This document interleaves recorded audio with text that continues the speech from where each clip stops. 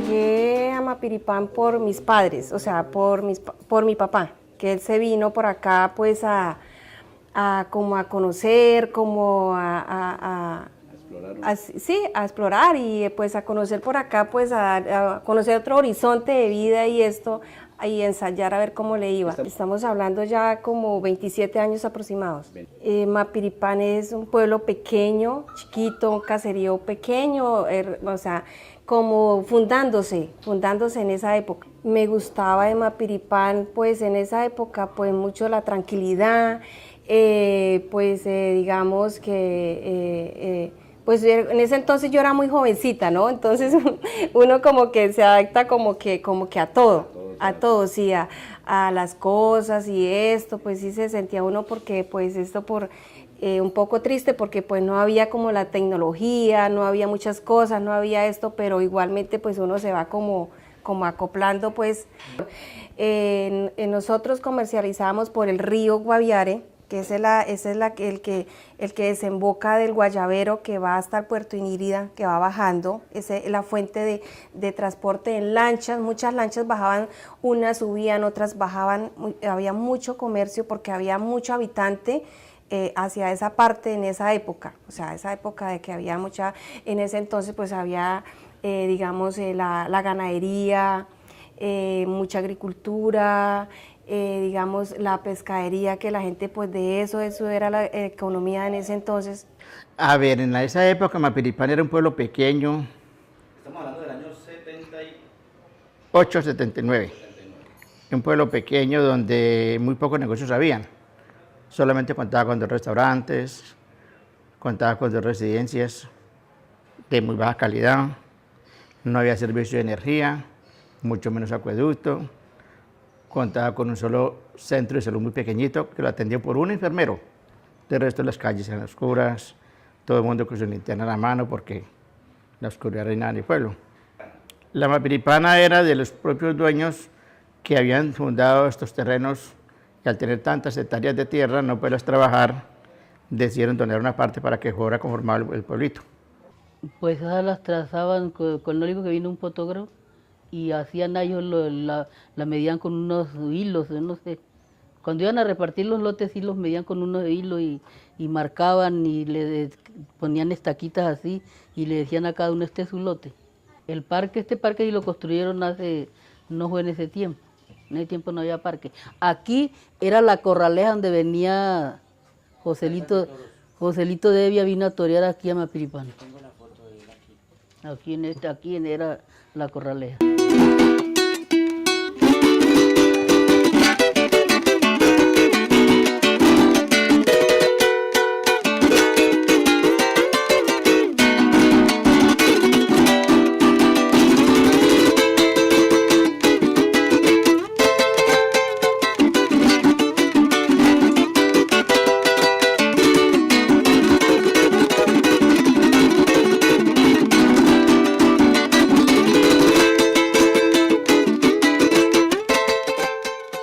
Primero no habían muchas casas, teníamos apenas por el lado de allá alrededor de unas 2 cuadritas, era de donde está la policía hoy en día hacia la parte de arriba, era como el centro de Puerto Lleras en esa época. De resto, pues los baches que ven en las calles eran gigantescos y los lotes eran muy grandes, ¿sí?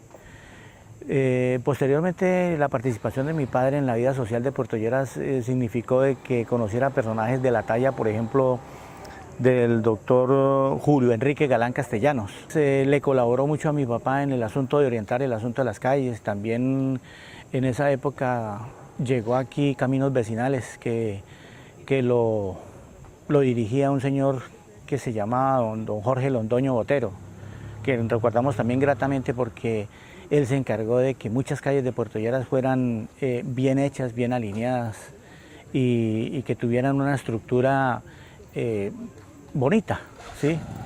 Y ahí que Puerto Lleras tiene sus calles más o menos ordenadas. No, pues en el 59 era poquitico. Puerto Lleras habían por ahí unas 70 casitas, no había más en esa época. Y gente que llegaba, porque en esa época era arrocero. Gente llegaba de una parte de otra, llegaba, pero cantidad de gente. No, la relación de Loma Linda con Puerto Lleras pues es muy buena, porque rotundamente los gringos, había un señor que le decían Don Ramón, era muy formal con la gente, les traía remesitas y todo. Pues el pueblo era como todos los pueblos llaneros, ¿no? Desordenado, no habían las calles pavimentadas, eran meros huecos, la carretera de Granada a Puerto Lleras era terrible, había mucha, ¿cómo llama? Mucho pescado, la gente tenía como miedo porque decían que en el otro lado era zona roja y a uno lo asustaban, pero eso no era verdad porque nosotros hicimos el trabajo aquí, nunca tuvimos problemas con nadie ni nada, que una cosa era que dijera. Cuando nosotros llegamos no había había una planta vieja que habían tenido, se había quemado y no estaba en funcionamiento. Y las redes eléctricas no tenían redes, eran en postes, algunos postes de cemento, el resto eran postes de madera, pero ya en mal estado y no había luz, mejor dicho. Luz tenían los negocios que tenían planta propia nomás. No, estaban haciendo los primeros ranchitos en Puerto Lleras y miraba uno sí por ahí muchos arrumes de madera y de moriche y de iraca, porque todos los ranchitos, todas las casas inicialmente eran techo de palma, ¿sí? Y los más pudienticos, como el Finado Pastorrío, uno de los fundadores, se hizo su casita en bareque y techada con zinc, ¿cierto? Y Marianito Almeida también la techó con zinc. Los demás eran ranchitos así, y todo el mundo pues unas necesidades y una pobreza y el trabajo para venir que tocaba uno en San Martín hace 3, 4 días esperando que viniera un camión. Porque el camión venía cuando nos reuníamos 10, 12 personas con mercados, que le pagara al cliente venir para, ¿cierto? Esto por aquí eran cosechaderos, aquí sembraban, se sembraba maíz y arroz, todo esto estaba montado, por aquí todavía mirábamos troncos, habían cosechaderos pero de rastrojos, lo que nosotros llamamos cañeros, ¿no? Y las primeras casitas eran enfocadas allá a la orilla del río, que era la vida pues, de Puerto Lleras, el río. Don Benjamín Perafán, un señor muy importante que tenía finca por ahí por San José del Guaviare, más abajo, bajó palmas africanas para el cultivo de la palma, para establecer un cultivo allá. Y entonces él nos donó esas palmas que están hoy en día ahí. Okay. Y entonces se sembraron y esa nació como la avenida principal de Puerto Lleras y nosotros nos sentimos los habitantes de Puerto Lleras y los hijos, estos muchachos, orgullosos de esas palmas, las queremos mucho.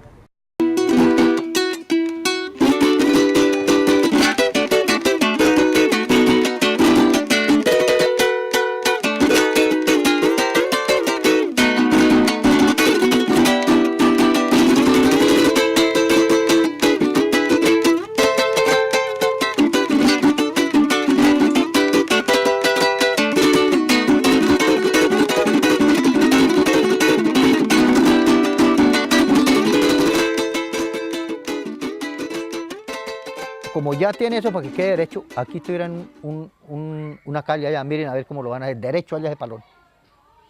Hagan ese pueblo de ahí para arriba.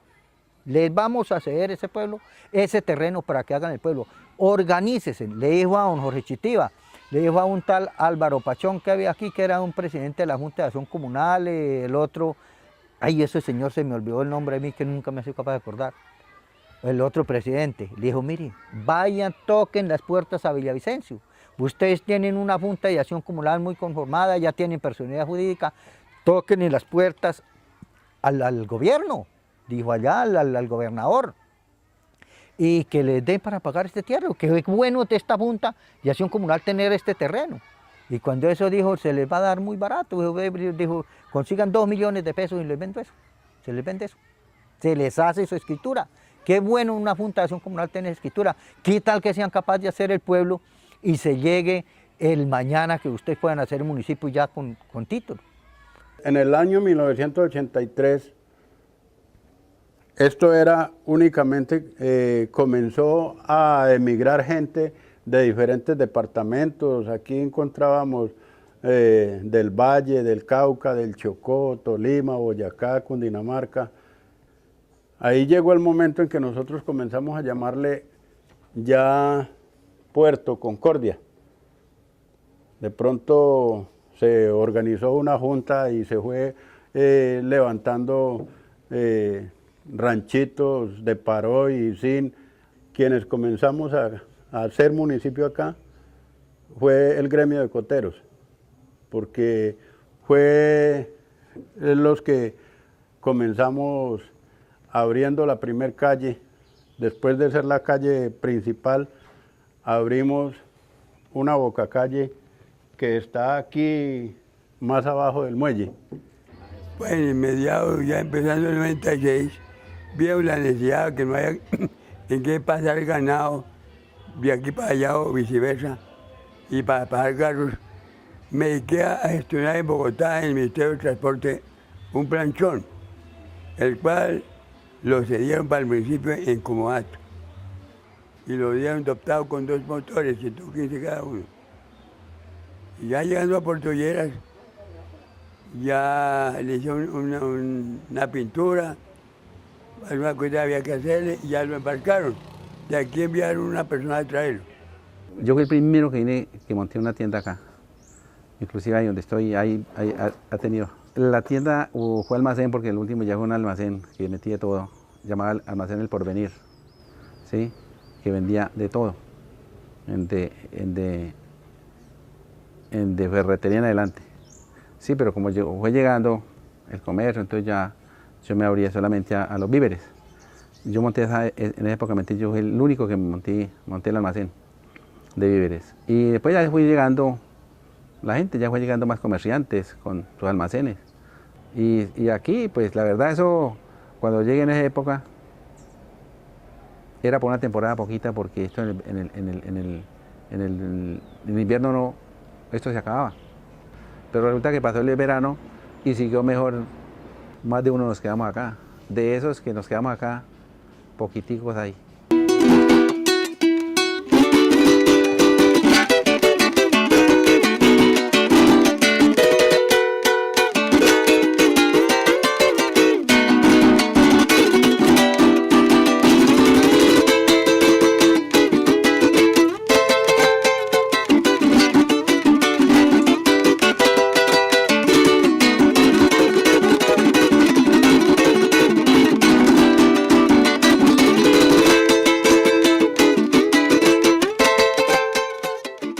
Por aquí no había nadie, no vivía ninguno. Yo iba a pescar al Guayabero y no pudimos pescar, nos volvimos para acá y empezamos a hacer los memoriales. Se hizo la iniciación de que crear un caserío que necesitaba la colonia, todos los colonos. Yo me quedé por allí pescando. Un tiempo hicimos los memoriales, hicimos la gestión, pero teníamos el problema de que don José Joaquín Larrota Álvarez, tío aquí de Víctor Julio Larrota Rico, decía que ese caserío lo hiciéramos allí en las Bocas de San Vicente. Entonces nosotros rodamos con las buenas, que llegó por aquí el capitán fallecido Henry García Borges, de la Policía Llanos Orientales, y charlamos con él. Él venía a pescar y traía el tráiler, la voladora, y se iba a pescar a las Bocas de Guara. Entonces nos dijo, bueno, Chino Grimaldo, nosotros movemos bastante, 5 habíamos. ¿Por qué no hacen el caserío aquí en este puerto, un bebedero de ganado del Hato San Vicente? Entonces me dijo, bueno, Grimaldo, dígame una cosa, yo, Grimaldo, ¿por qué ustedes no pueden hacer el puerto aquí? Le dije, porque nosotros estamos enseñados a respetar, nosotros venimos de tierras donde se respeta todo lo de cada uno. Dijo, pero es que el Hato, yo siendo el comandante de la policía, les doy la orientación bien. Nosotros iniciamos para hacer el caserío, ya empezó a llegar gente. Había mucha agricultura, había mucho pescado, mucha caza, pesca de todo. Puerto Yuca llegó, cuando llegó y se fundó don Casiano. Don Casiano fue el primero que llegó como fundador, como pescador a ese puerto. Y ya ahí llegó don Polo, que él montó por ahí una venta de comidita y yuca y pescado. Eso era lo que vivía la gente ahí, era el pescadito. Entonces, pues, ahí vivió la situación así, yuquita y pescado, ahí comían los motoristas que subían de San José. Yo también trabajé harto en el río y después. Cuando eso era Puerto Yuca, porque lo pusieron porque don Polo Moreno no hay no yuca. Esa era la comida ahí, Puerto Yuca lo pusieron los motoristas del río. Puerto Rico, cuando yo era muy pequeño, este barrio no existía. Existía la calle 12, la calle 13, se subía uno, el parque era un parque que no era hecho, era más o menos rastrojo. Ahí quedaba la escuela antiguamente. Y de ahí para arriba lo que ha sido casitas, pero muy despoblado, o sea, totalmente empezando a conformarse el municipio. Eso es lo que encontré cuando llegué aquí. Bueno, Puerto Rico, ¿qué le digo yo? Cuando yo llegué aquí en el 82 era un pueblo muy pequeño y a través de los años se ha conformado. Es un pueblo que a nivel de Bogotá, de las ciudades, a veces lo miran con malos ojos, pero es un municipio muy bueno para uno vivir, amañador.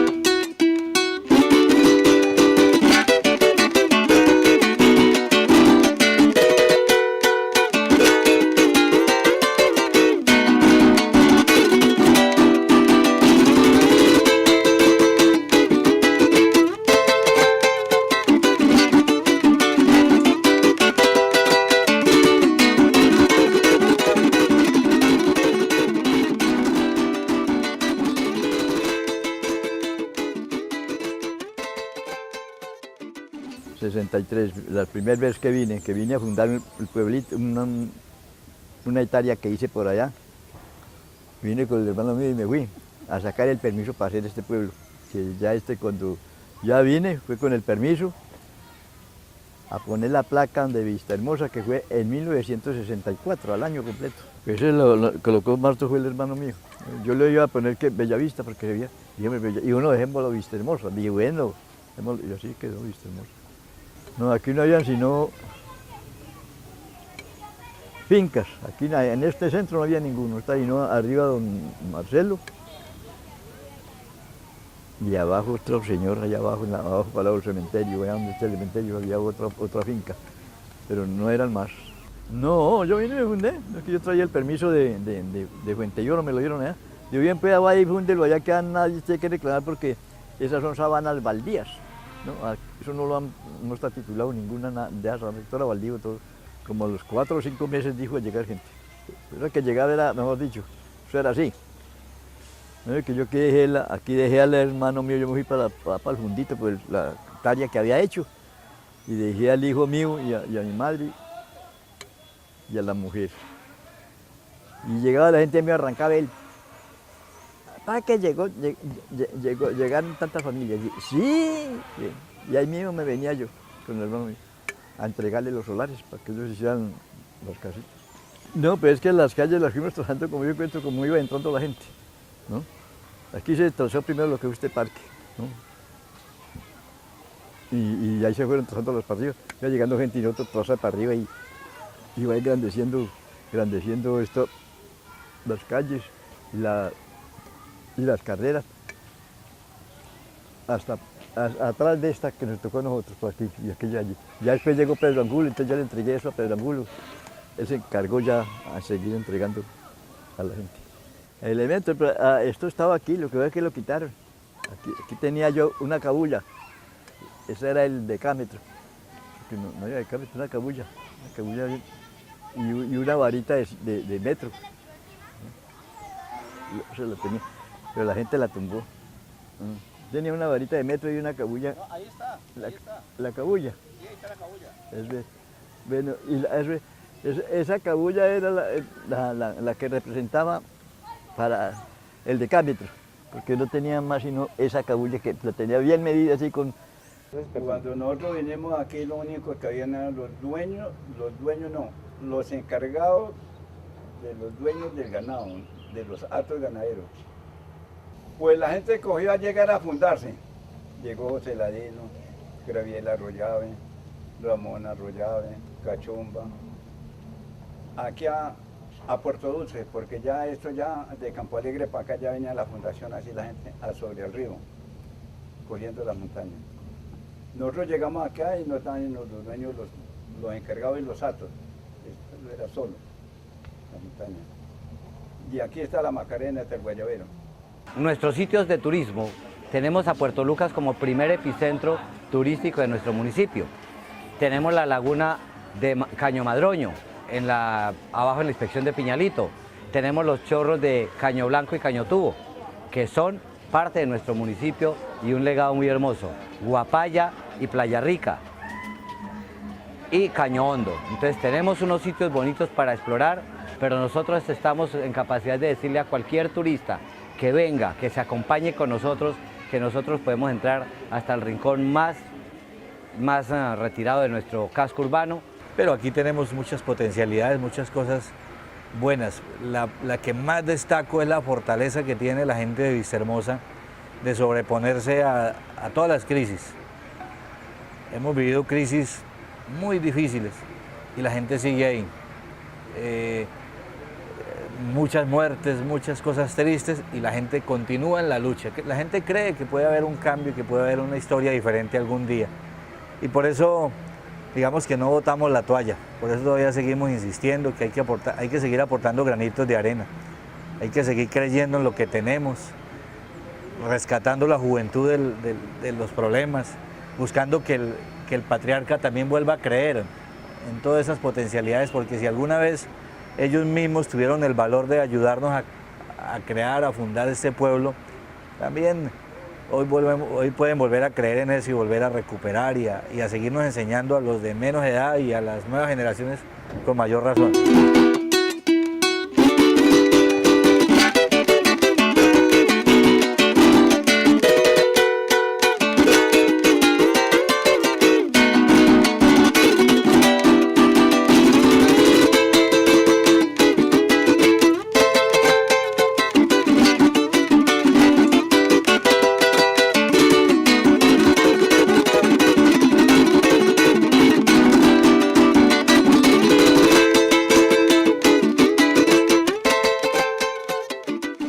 Llegué aquí a Bocademonte por primera vez el 6 de febrero del año 53, en vía de cacería con unos finqueros, no habían sino por ahí unas 8 o 9 viviendas. Una vivienda era de don Campito Romero, más o menos donde está Bienestar Familiar ahora, o sea, del barrio Belén. Otra vivienda estaba donde está la Asprilla, hoy el almacén La Asprilla, que era... Ahí vivía un señor Carlos Castañeda que le llamaban Malacara. Donde está la electrificadora ahora vivió doña Nieves Viatela, hermana de don Martín Viatela, el fundador de Granada. Para mí sigue siendo don Martín Viatela el fundador. Él llegó por aquí en el año 35. Llegué a esta región en el año 1955. En el mes de noviembre, siendo estudiante en la época, cuando de Granada como tal no existía, era una aldea, con muy poquitas casas en esa época, pero era una zona muy acogedora, y de la pradera nos desplazábamos aquí a Boquemonte, en esa época Boquemonte, a caballo. Y teníamos contacto con las personas que en ese entonces se destacaban en el pueblo. Recuerdo, por ejemplo, a Fausto Romero, a Carlos Benjumea, Alfonso Toledo, Marco Sánchez, Luis Guarín, todas las personas que más o menos hacía poco habían llegado a esta región también. Nací en Chaparral, en el departamento del Tolima. Llegué hace aproximadamente 40 años al territorio del Ariari y me ha correspondido el honor de recopilar a través de la tradición oral la historia de este hermoso territorio. Por informaciones de familiares y de personas que fueron protagonistas de la historia, tengo entendido que el sitio de Bocademonte fue fundado por Rosendo y Nieves Viatela, una pareja matrimonial oriunda de Purificación en el departamento del Tolima, que para fundamentar el proyecto de sus vidas llegaron a Baraya en el departamento del Huila y conocieron al señor Napoleón Gaitán, dueño de todas estas sabanas de San Juan de Arama. Él les dio la oportunidad de trabajar y los ubicó primero, en primera instancia, en el municipio de Uribe, y luego, ante la necesidad de establecer una posada en un sitio intermedio entre San Juan de Arama y San Martín, le dieron la oportunidad de crear lo que fue el sitio de Bocademonte, apoyado por otros ganaderos de la región. Nieves y Rosendo Viatela se instalan en agosto de 1937 en el sitio de Boquemonte. Yo llegué por ahí en esto del 68, ¿del qué? Del 48, 40, por ahí en esa época con mis hijos. El parque era un escobero terrible, un animalero que no se oía sino sapos, el arroz con coco todas las noches. Y también había, era el placita de mercado, era la vez ahí. Cacharrerías, comida, cerveza, de todo. Había una hélice que posiblemente de ahí mismo sacaban el agua para lo que necesitaran, porque aquí el agua era muy escasa, aquí no había agua.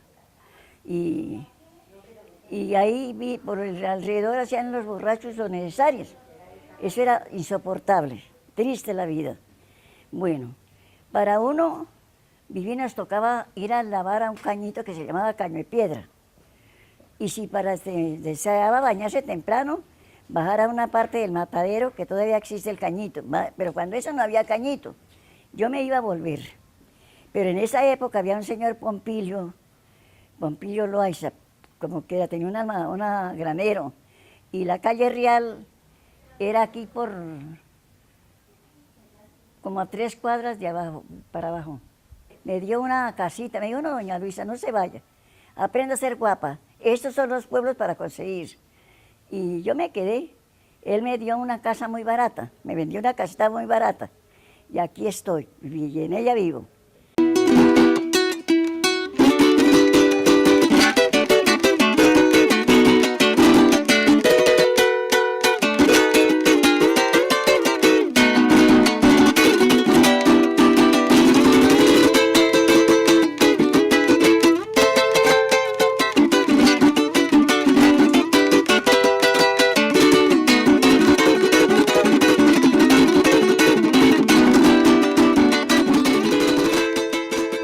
Según los datos que nosotros tenemos, que contaba mi papá, ellos vienen de San Martín, son criollos, sanmartineros. Y llegaron aquí más o menos en el año 28 al 30. Tenían un fundo o un hato aquí al otro lado de acá que se llamaba el Cooper. Era donde ellos tenían el asentamiento antes de llegar aquí a Fuente de Oro. Para llegar a ser fundado Fuente de Oro, ellos pastoreaban el ganado en todo este rincón,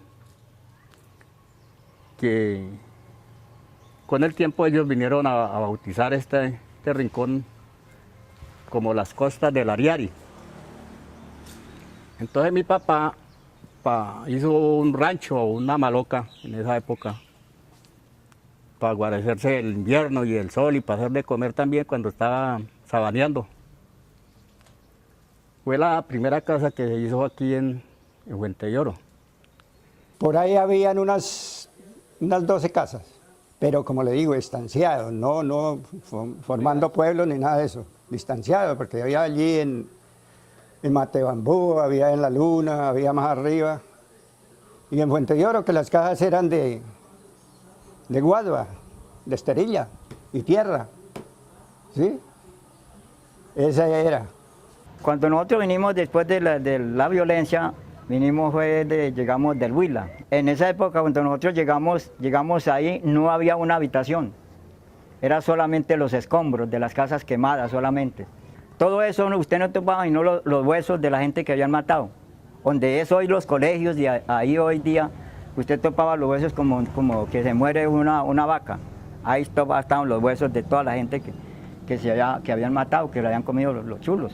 Esos masacres lo hicieron los colores políticos, por lo menos fue el conservatismo. Nosotros llegamos en el año 54, pueblo, pero aquí no había sino unas 7 casitas en paja de unamo, que era la teja, era una teja de unamo, se llamaba esa palma. Eso era San Antonio, pero estaba comenzando a salir la gente del otro lado del río, o sea, los desplazados, porque como San Antonio era aquí en Guadalito, pasando Guadalito era el antiguo San Antonio, pero cuando la violencia, como eso lo quemaron, y las casas, entonces la gente que quedó se fue para el otro lado del río, acá. Entonces en ese entonces que llegamos nosotros, estaban empezando a salir, iban haciendo las casitas. Entre ellos me acuerdo mucho que había el supermercado grande, que era una tiendita de teja, un rancho. Era don Alberto Herrera, era el que vendía abarrotes, el arrocito y todas esas cosas, porque no había más. Él después, a los poquitos días, resultó don Abelardo Mojica también y don Antonio Quiroga, que puso un café. Bueno, yo venía del Tolima, del municipio de Piedras, Tolima. Yo me vine en enero de 1964. Fuente de Oro, la calle principal, la 14, que habían hay unas 40, 50 casas, y el resto eran casitas alrededor, pero de mala, sí, la mayoría de bareque, de casitas de Paroy, de Yaripa, y así sucesivamente la mayoría eran de ese calibre. Sí, ya estaban trazadas, sí, pero pues en el desorden más grande, ¿no? Huecos, de todo, no estaban pavimentadas ni la principal, nada, eso era destapado todo. En esa época un gran papel. El río Ariare nos dio mucha comida, mucho pescado, también la fauna, había mucha cacería, había cantidades de cosas que nosotros logramos en esa época, porque eran montañas. El río Ariare alrededor eran unos guadales inmensos que tenía el río Ariare, tenía sus barreras, todo, y cuando eso el río no se desbordaba como hoy en día. No, que Fuente de Oro es la sucursal del cielo. Fuente de Oro es una bendición de Dios porque aquí en Fuente de Oro hay tranquilidad. Es una, ¿cómo le dijera yo? Es una vitrina de nuestro país. Está la comida ganadera, es plataneros, arroceros, yuqueros. Aquí hay todo lo que ustedes quieran en su desarrollo de agricultura.